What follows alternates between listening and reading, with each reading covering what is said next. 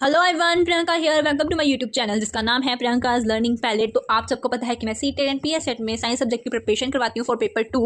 और अभी सीटेट 2026 आने वाला है 8 Feb को, और पीएससेट भी अभी मार्च में आने वाला है। तो उसकी तैयारी के लिए मेरा चैनल आप फॉलो कर सकते हैं। और आज का दिन है क्लास 30 का। और अगर आपको पहली वाली क्लासेस में कोई भी डाउट है तो मुझे कमेंट करके पूछ सकते हैं। तो चलिए शुरू करते हैं आज की क्लास 30 चैप्टर 10 पार्ट 2। तो चैप्टर है साउंड। इंपॉर्टेंट पॉइंट में सबसे पहला है कि जो साउंड वेव है अगर वो ट्रैवल कर रही है एयर में तो उसके मॉलिक्यूल्स कैसे वाइब्रेट करेंगे, अपनी ही फिक्स पोजीशन पे टू एंड फ्रो, मतलब आगे और पीछे जो है वाइब्रेट करेंगे। नेक्स्ट, जो स्ट्रिंग इंस्ट्रूमेंट में वेव प्रोड्यूस हो रही है वो लॉन्गिट्यूडनल और ट्रांसवर्स दोनों होती है। नेक्स्ट, जो वेलोसिटी ऑफ साउंड है वो मैक्सिमम है स्टील में देन द वाटर, क्योंकि स्टील क्या है सॉलिड है और वाटर क्या है लिक्विड है, तो सॉलिड में ज्यादा होती है। जो स्ट्रिंग इंस्ट्रूमेंट है उसकी जो वेव प्रोड्यूस हो रही है वो डिपेंड करती है टेंशन ऑफ द स्ट्रिंग के ऊपर, थिकनेस ऑफ स्ट्रिंग के ऊपर और लेंथ ऑफ स्ट्रिंग के ऊपर। नेक्स्ट, जो पार्टिकल है ट्रांसवर्स वेव में वो मूव करते हैं parallel to the vibration of the motion पे। नेक्स्ट है कि जो फ्रीक्वेंसी है सिंपल पेंडुलम की विद एम्पलीट्यूड वो सेम रहेगा। और जो नेक्स्ट क्या कह रहा है कि जो फ्रीक्वेंसी है सिंपल ही पेंडुलम की, इसकी लेंथ के इंक्रीज होने से और फ्रीक्वेंसी क्या है डिक्रीज होती जाएगी। डिक्रीजिंग एम्पलीट्यूड में पीरियोडिक वाइब्रेशन को डैम्प्ड वाइब्रेशन कहा जाता है। Next, amplitude of force vibration increases. Next, wave motion means transfer of energy. Next,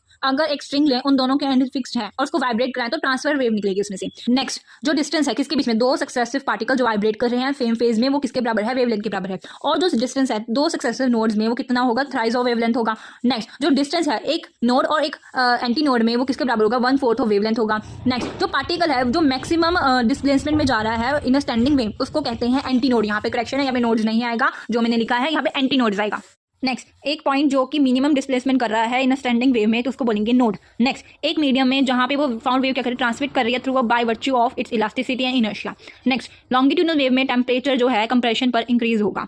sound stones के अंदर ट्रांसमिट करेगी in the form of transverse wave में। Velocity of sound in the air decreases with decrease in temperature. जैसे temperature कम हुआ वैसे ही velocity of sound कम हो जाएगी। Velocity of sound inversely proportional है किसके, स्क्वायर रूट ऑफ डेंसिटी के। वेलोसिटी ऑफ साउंड एयर के ऊपर जो डिपेंड करती है वो टेम्परेचर, डेंसिटी और मॉइस्चर के ऊपर डिपेंड करती है। वेलोसिटी ऑफ साउंड ज्यादा होती है किसमें, हाइड्रोजन में ज्यादा होती है than the oxygen. Velocity of sound हवा में इंडिपेंडेंट होती है किसके, चेंज इन टेम्परेचर। यहाँ पे करेक्शन है, प्रेशर की जगह टेम्परेचर आएगा। वेलोसिटी ऑफ साउंड मून के ऊपर 0 है। नेक्स्ट, जो वेलोसिटी ऑफ साउंड है गैस के अंदर वो इनवर्सली प्रोपोर्शनल किसके, square root of its molecular weight की। नेक्स्ट, जो दोनों इंपॉर्टेंट पॉइंट्स है वो यही बता रहे हैं कि साउंड वेव्स का जो एम्पलीट्यूड है वो डिटरमाइन करता है लाउडनेस ऑफ द साउंड। और 28 भी यही कह रहा है कि amplitude of sound wave decide करता है इसकी लाउडनेस को।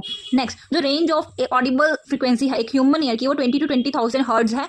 सो गाइज, ये वाली क्लास यहीं पर खत्म होती है। Thank you so much for watching my video. और ये वाला चैप्टर यहीं पर फिनिश होता है। नेक्स्ट क्लास में हम नेक्स्ट चैप्टर शुरू करेंगे। And thank you so much for watching and don't forget to like share and subscribe my channel जिसका नाम है प्रियंकाज लर्निंग पैलेट। और कोई भी डाउट है तो कमेंट करिए।